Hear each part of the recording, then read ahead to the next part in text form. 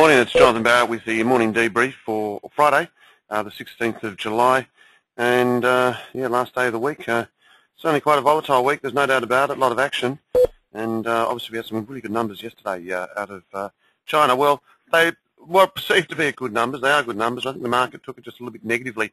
Everyone's anticipating that slowdown to occur in China, which it is doing. But you also got to look at the fact that 10.3% growth is not too bad, and retail sales pretty positive as well. So that's certainly going to use up some of that inventory or that spare capacity, which a lot of people have been talking about. So interesting night. Obviously, let's run through some of the numbers. And here we go. Oops. Righty-ho. Here we go. The Dow down only 7 points, 10,359. The S&P up 1.31, Nasdaq off 0.76. The Stoic was down 36, the FTSE off 42, the CAC and the DAC both weak, down 51 and 60 respectively. Local market yesterday closed down 19 points, and on Cycom today, or on Cycom on the close today, where are we? We closed down, where are you? We closed, there we are, we closed at 4,424, and that's only down 8 points on Cycom. So, if anything, there slightly weaker, but nothing too damaging. Just have a look at that quick chart. That's the hourly chart for wheat. Pretty impressive, to say the least. Wheat, soy, and corn all very good, but we'll spend a little bit more time on that as we go through it. As we normally do, let's have a look at seeing where the currencies are trading. US dollar weaker across the board, 82.51. That trend continues. But the interesting thing here is the trend is continuing down, getting close to support, as you can see, at 82.55. So it did get a break to new lows. Now the interesting thing, euro and pound continues to firm. I only wish I had some of that on board.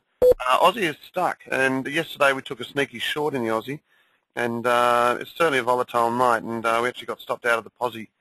But as you can see, even with the weakness in the US dollar, that Aussie has a problem up around these areas. But very hard to say what it's going to do at the moment, and we got stopped out of that 88.30 level. So if anything there, okay, Dave, anything there, just a little bit of concern on that front. Okay, just having a look at some of the other ones at the moment. The gold there, 1209, still in a bit of a range there, and as you can see there, just find it very hard to do anything. We have got a long position there, which we're long at 1214. So if anything there, I think that's sort of like seeing just up a little bit on that front.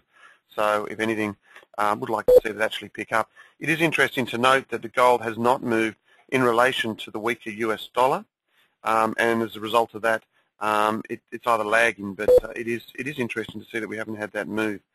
Okay, let's have a look at crude. Crude market, a bit of a bounce there. Good news, they've capped, well, let's see, BP's capped the concern we have on the Gulf, and there's been some pictures obviously floating around there that everyone can see of them actually capping it. Very volatile night for crude, but a little bit of euphoria there, so quite interesting on that front. Copper, very steady, 301, not much to talk about there, but I actually feel that it's looking better bit at the moment. Wouldn't mind actually taking some copper on board. Stock can be around about that 290, 295 level, but it's interesting that it didn't move as much as we would have expected it to move, given what was happening obviously in China.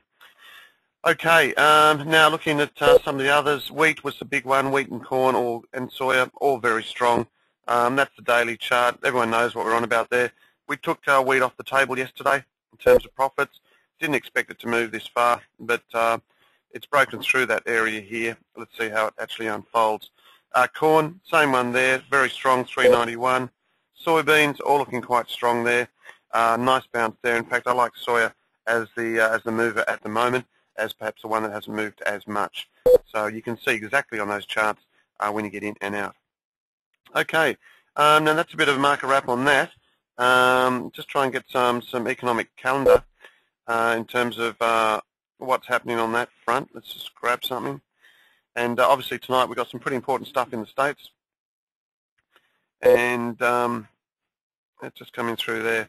There we go. Where we go? We've got market. We've got consumer price, CPI tonight, Treasury International, and consumer sentiment. all very important, and the market will, I think, be pretty focused on what happens from there. Now, also, just to note, last night we obviously had Obama come out with their restrictions on the banking. Market sort of took that just a little bit of salt. Let's see what happens on that front. But tonight will be interesting. Of the positions we got on, we're long gold, long soybeans now, and we had a short Aussie there, and the majority of that has obviously been stopped out. So that's about it for me.